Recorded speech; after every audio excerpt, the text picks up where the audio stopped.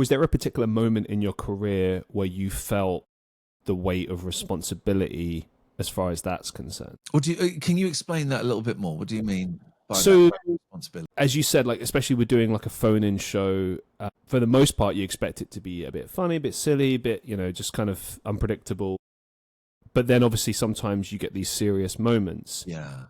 That coupled with the fact that, you're a celebrity, you're a role model for many people. Obviously, you mentioned that you're a father, but obviously that would have come a little bit later in life. So was there a particular moment where it all kind of, you started feeling that responsibility? I can answer that question very specifically. Certainly during the radio, around that time of, his name was Chris, the guy, sort of after that, suddenly people, and my shows have always been very, very silly. We played hide and seek on the radio, and we made dens. We brought duvets in and made a den in the studio. That was the vibe. And after that, a lot of the calls got a lot heavier, and I struggled to kind of protect myself, and I would take this stuff on. But the real time was it's fairly recent, actually. So, how heavy do you want to get, man? Do you want to get as heavy as you need to be? Okay, man. right. All right, we're going to go for the big stuff. We're going to get as heavy as it can get. So when I was 8-9 years old, I was sexually abused in the Cubs, right? And there is now an ongoing legal case with the police, which obviously I can't talk about.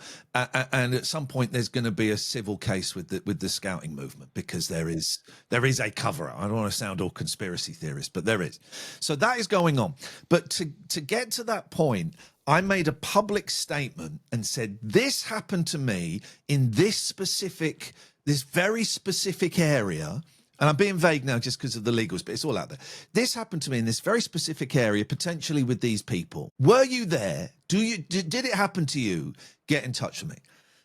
And I had about 25, 30 men get in touch who had the same experience with the same people, or had worse experiences with the same people. And that was heavy. However, what I also got, 70 emails from people saying, really sorry to hear this happen to you. Here's my story of being abused, that weren't connected with this incident, right?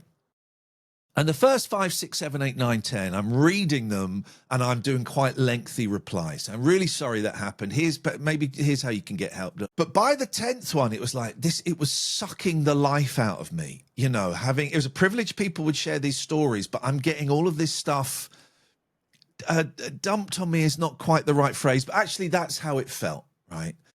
And I had 70 of these, and I had to stop responding. And I'm going to be honest, Christian, I stopped reading because I had my own trauma that I was dealing with, and I was remembering more and more and more. I was communicating with these 25 men that was specifically involved in this incident and these people, and that was my focus, was sharing with them, identifying with them. Do you want to go to the police? Do you want to So the 70 emails, I stopped reading them. I read the first paragraph, and if it said, and here's my story that's unconnected to yours, I had to stop reading them. And I felt bad for a while. I don't feel bad now, because if I had read them all and if I had tried to reply to them all, it would have sent me into a very, very dark depression that I was approaching anyway because of what I was doing.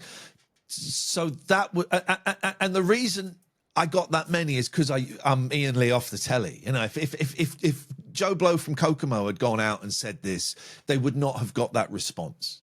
So it was because I'm Iain Lee off the telly that it got some traction.